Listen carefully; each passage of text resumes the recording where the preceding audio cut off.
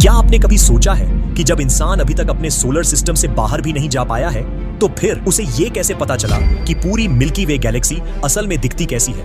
क्या इंसान सच में सोलर सिस्टम के बाहर निकलकर मिल्की वे को अपनी आंखों से देखा है, या फिर हम जो मिल्की वे का इमेज देखते वो सच है ही नहीं?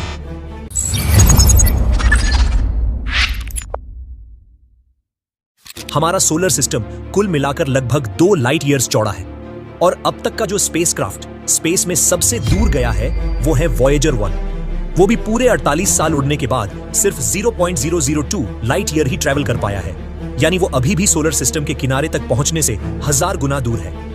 अब इमेजिन कीजिए, मिल्की वे की चौड़ाई है करीब 1 लाख लाइट ईयर्स और उसमें 200 अरब से भी ज्यादा तारे मौजूद हैं। फिर भी हम अक्सर इसकी एक स्टनिंग ऊपर से ली गई इमेज देखते हैं जिसमें इसके स्पाइरल आर्म्स बहुत ही ग्रेसफुली घूमते नजर आते हैं। बीच में सिल्वर डिस्क चमक रहा होता है और सेंटर बहुत ब्राइट दिखता है।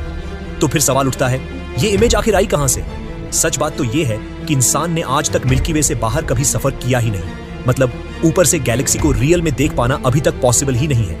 फिर भी जो इमेजेस हमें टेक्स्ट बुक्स में या साइंस शोज में दिखती हैं, उनमें गैलेक्सी के 4 मेन स्पाइरल आर्म्स जैसे पर्सियस आर्म, ओरायन आर्म और बीच की बार शेप्ड स्ट्रक्चर को क्लियरली दिखाया जाता है। लेकिन ये जो विजुअल्स होते हैं वो किसी स्पेसशिप के कैमरे से बाहर जाकर खींची गई असली तस्वीरें नहीं होती, बल्कि ये साइंटिफिक कैलकुलेशंस और आर्टिस्टिक इमेजिनेशन का एक कॉम्बिनेशन होती है। असल में हमारा सोलर सिस्टम खुद मिल्की वे के ओरायन आर्म में बसा हुआ है और गैलेक्सी के सेंटर से इसकी दूरी है लगभग 26,000 लाइट ईयर्स। एस्ट्रोनॉमर्स क्या करते हैं, वो एडवांस टेलीस्कोप्स जैसे हबल की मदद से लाखों करोड़ों तारों की पोजीशंस और ब्राइटनेस को स्टडी करते हैं। फिर इन डेटा पॉइंट्स को जोड़कर गैलेक्सी के फ्लैट प्लेन का नक्शा बनाया जाता है। साल 2023 में गाया टेलीस्कोप ने 1 अरब से ज्यादा स्टार की डिस्टेंसेस और उनकी मूवमेंट्स को प्रिसाइजली मेजर किया। इससे साइंटिस्ट को यह पता चला कि स्पाइरल आर्म्स कहां-कहां फैले हुए हैं। सिर्फ ऑप्टिकल टेलीस्कोप्स ही नहीं, रेडियो टेलीस्कोप्स भी काफी क्रूशियल होते हैं। ये न्यूट्रल हाइड्रोजन और कार्बन मोनोऑक्साइड जैसी गैसेस को डिटेक्ट करते हैं, जो हमें ये बताते हैं कि स्पाइरल आर्म्स के अंदर गैस का डिस्ट्रीब्यूशन किस तरह का है। साल 2019 में वैज्ञानिकों ने कंफर्म किया कि हमारी मिल्की वे में 4 मेजर स्पाइरल आर्म्स हैं। फिर इंफ्रारेड टेलीस्कोप्स ने तो गेम ही बदल दिया, क्योंकि ये धूल के पार भी देख सकते हैं, जिससे गैलेक्सी के सेंटर में छिपा ब्लैक होल और उसकी बार शेप्ड कोर को ऑब्जर्व करना मुमकिन हुआ। फिर आया 2022, जब इवेंट होराइजन टेलीस्कोप ने पहली बार मिल्की वे के सेंट्रल ब्लैक होल की असली इमेज कैप्चर की। लेकिन यहां तक पहुंचने के पीछे सिर्फ ऑब्जर्वेशन ही नहीं, मैथमेटिकल मॉडलिंग भी बहुत बड़ी वजह रही। आज ये बात क्लियर हो चुकी है कि हमारी मिल्की वे एक बार्ड स्पाइरल गैलेक्सी है, ठीक वैसे ही जैसे NGC 1232, जिसमें स्पाइरल आर्म्स और बीच में बार स्ट्रक्चर दोनों ही होते हैं। गाया सैटेलाइट से साइंटिस्ट्स को स्टार्स की 3D पोजीशन मिली और जब इसे डार्क मैटर की एस्टिमेटेड डिस्ट्रीब्यूशन के साथ कंबाइन किया गया तो उन्होंने कैलकुलेट किया कि मिल्की वे की चौड़ाई करीब 1 लाख से 1,20,000 लाइट ईयर्स के बीच है और इसकी थिकनेस है लगभग 1000 लाइट ईयर्स, यानी एक फ्लैट स्पाइरल डिस्क जैसा स्ट्रक्चर। अब क्योंकि हम गैलेक्सी के बाहर से देख नहीं सकते, तो साइंटिस्ट्स ने स्टार्स की ब्राइटनेस और डस्ट के एब्जॉर्प्शन को ध्यान में रखते हुए सिमुलेशंस तैयार किए ताकि अंदाजा लगाया जा सके कि मिल्की वे ऊपर से देखने में कैसी लगेगी। उसमें सेंटर सबसे ब्राइट होता है और एजेस कंपैरेटिवली डिम दिखते हैं, और यहां पर भी दूसरे गैलेक्सीज की इमेजेस बहुत काम आई। जैसे हबल ने जो M51 और NGC 6744 की पिक्चर्स ली, उनमें जो साफ-साफ स्पाइरल आर्म्स और बार स्ट्रक्चर्स दिखते हैं वो हमारे मिल्की वे मॉडल से काफी मिलते जुलते हैं।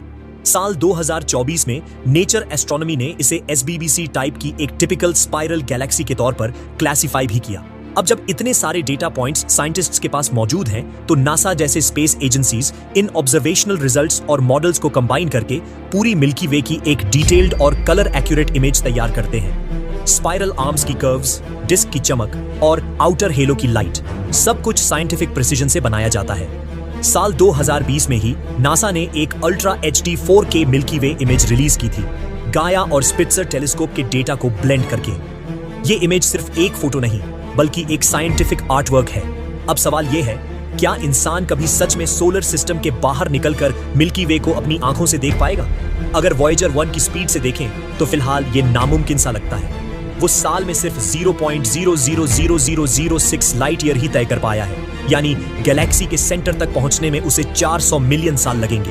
अभी की टेक्नोलॉजी ना तो लाइट स्पीड में उड़ने वाली स्पेसक्राफ्ट बना सकती है और ना ही इंसान की लाइफ इतनी लंबी है कि वो सेंचुरीज तक स्पेस में सफर कर सके। तो इसी वजह से फिलहाल गैलेक्सी की तस्वीर बनाना, उससे बाहर जाकर उसे देख पाने की तुलना में कहीं ज्यादा प्रैक्टिकल है। लेकिन इसका मतलब ये नहीं कि उम्मीद खत्म हो गई है। जेम्स वेब जैसे स्पेस टेलीस्कोप्स अब एक्सोप्लैनेट एटमॉस्फेयर्स को स्टडी कर रहे हैं, जिससे ये अंदाजा लगाया जा सकता है कि मिल्की वे में कौन कौन से केमिकल एलिमेंट्स मौजूद हैं। ग्रेविटेशनल वेव ऑब्जर्वेटोरीज भी ब्लैक होल्स के टकराने के सिग्नल्स पकड़ रही हैं, जो मिल्की वे की मास डिस्ट्रीब्यूशन को समझने में एक नया जरिया बन रही है। और शायद किसी दिन जब क्वांटम कंप्यूटिंग के दम पर अनइमेजिनेबल कैलकुलेशंस पॉसिबल हों या वार्प ड्राइव जैसी कोई ब्रेक थ्रू थ्योरी रियलिटी में बदल जाए, तब इंसान सच में सोलर सिस्टम से बाहर झांक पाएगा और उस दिन हम मिल्की वे को अपनी आंखों से देख पाएंगे, पूरी उसकी शान और खूबसूरती के साथ।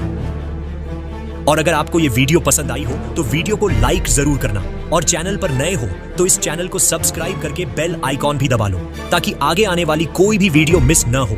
मिलते हैं अगली वीडियो में, तब तक के लिए स्टे क्यूरियस।